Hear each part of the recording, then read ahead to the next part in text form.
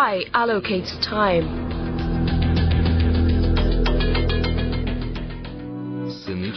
All sons of men are born to die. Time is distributed in heaven. Approximately 60 parasangs from Almaty, converted from the Arabic measurement system, it's about 400 kilometers. The village of Merke is an administrative center at the foot of Kyrgyz. A regular village with a not-so-usual set of cultural and entertainment facilities. A bazaar, supermarket, a local history museum, a park. At the entrance there is a monument to Sypatay batyr.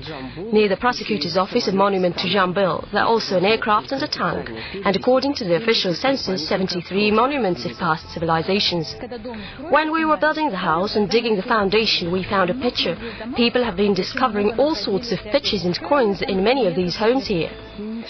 There's nothing surprising about such discoveries. Every garden lives and breathes history. Local residents have long since stopped paying attention to the remains of ancient civilizations. This place is called Mynbulak. The name was later changed to Merke. We have springs all over the place. There is another spring 2 yards down. 4 yards down, there's a spring right above the street. And there are reed thickets there.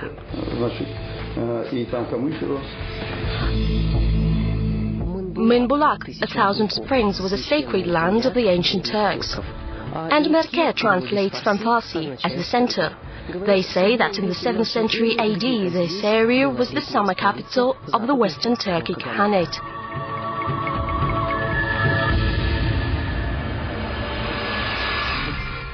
Chapter 1. Ashina. Strong, tough Turks. It is important to not confuse Turks with Turkic peoples.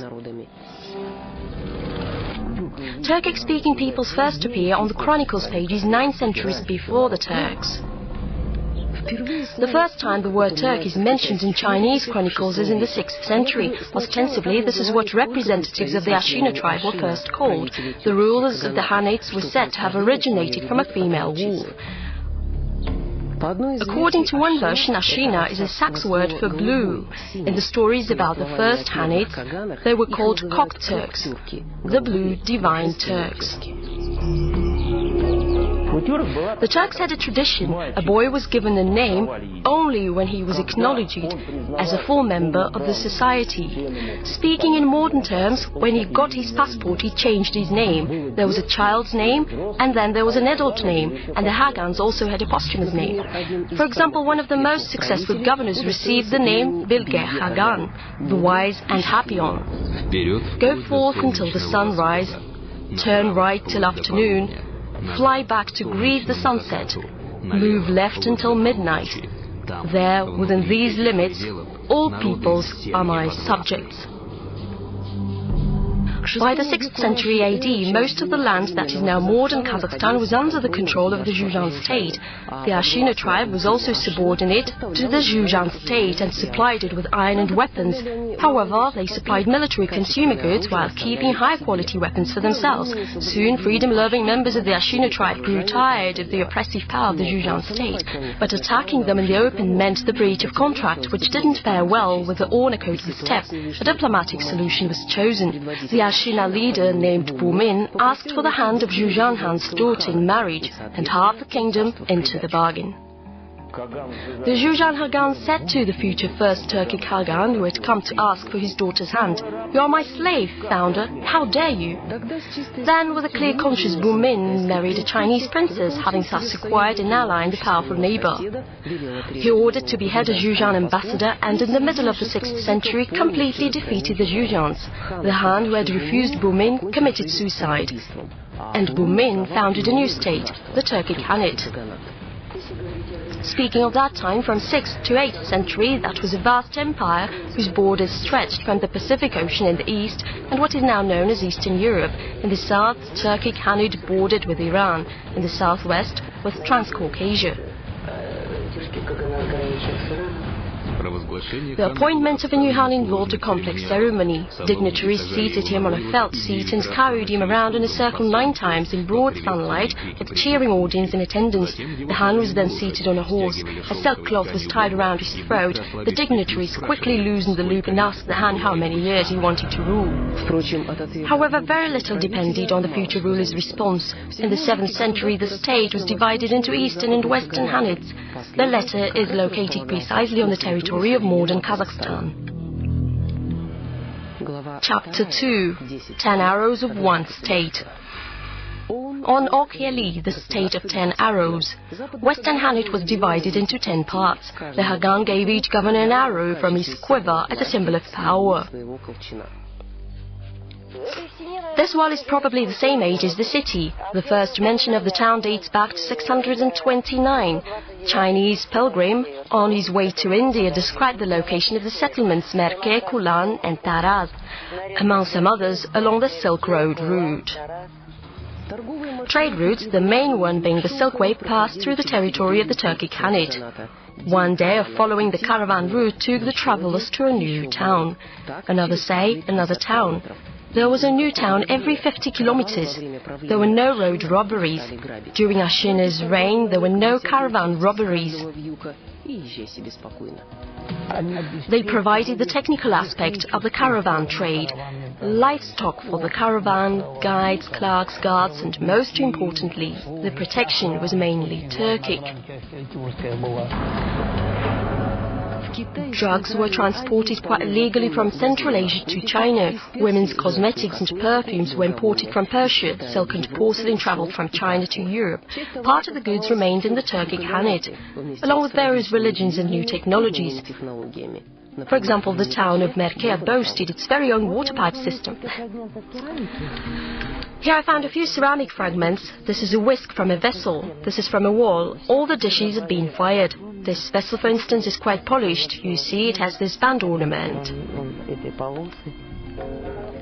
And a few more words on the new technology. The Turks improved the Scythian saddle and stirrups, as well as bladed weapons, which significantly increased capacity of the cavalry.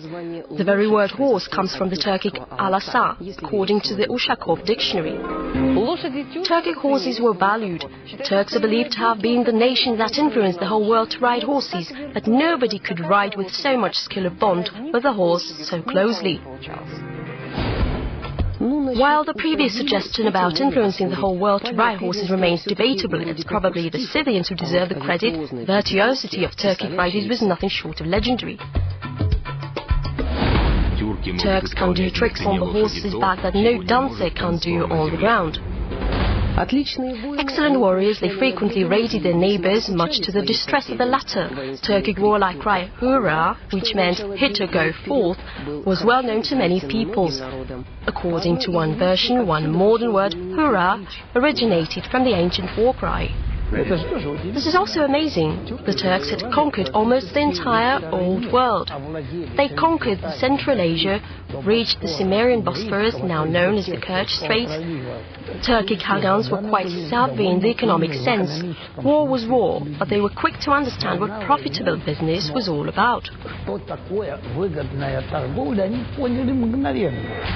Turks easily found common language with other peoples, regardless of whether the latter had come into the country as guests, mercenaries or conquerors. Turks sound familiar to flattery, deception, hypocrisy, preaching, pretense, slander, duplicity, arrogance with relatives or harassment of their peers.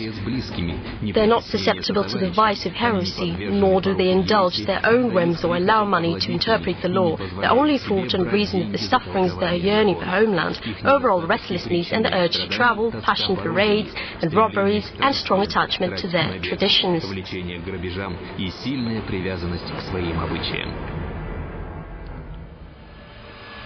Chapter 3.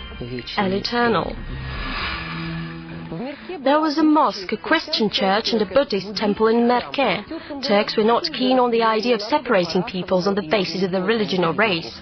They were tolerant to a fault to the point of being completely indiscriminate. That's what well-known researcher Lev Gumilov wrote about them. The Turks worshipped Tengri, the god of the sky, and his wife Umay, the goddess of the earth. For it is written, heaven has granted the authority to my father Khagan and my mother Khatun. Khagan is never mentioned alone as a public authority. There is a divine ruling couple in heaven and a human ruling couple on earth.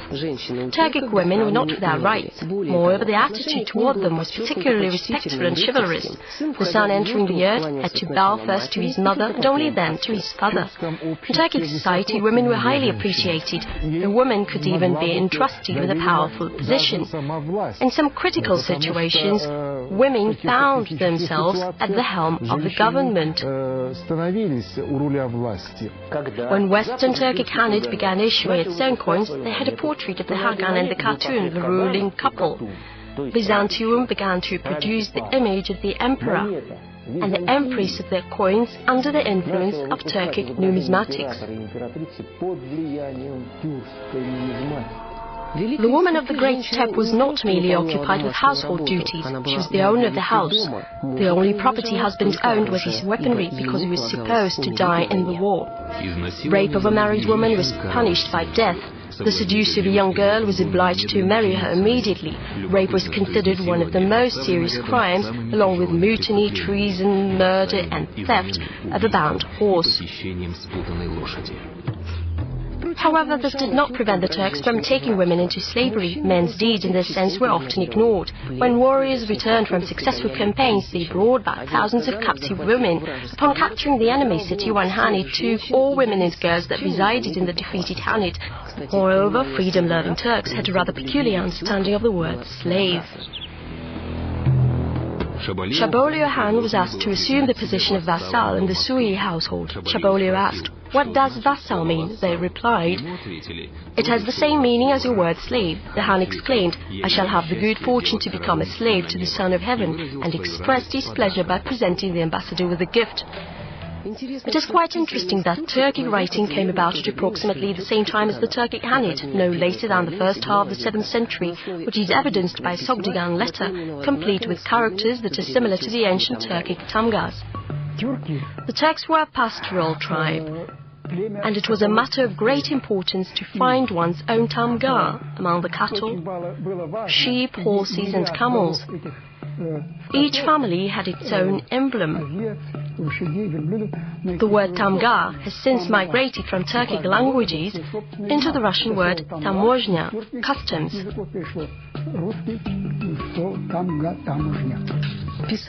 Turks wrote mainly on gravestones and so were not particularly wordy.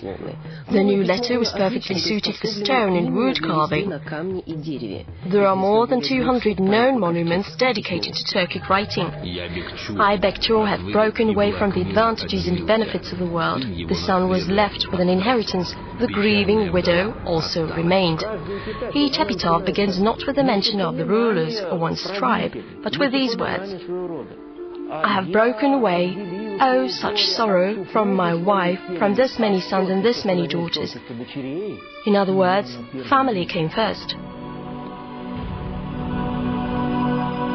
The dead were buried according to the Tengrin ritual. The deceased was placed on a platform in the yacht. The relatives of the departed circled the yacht 7 times and scratched their face before entering the yacht. After the funeral, they gathered a pile of stones and placed a memorial plate on top of them. For the Turks, the images of their home and their interaction with nature possessed a special semantic character.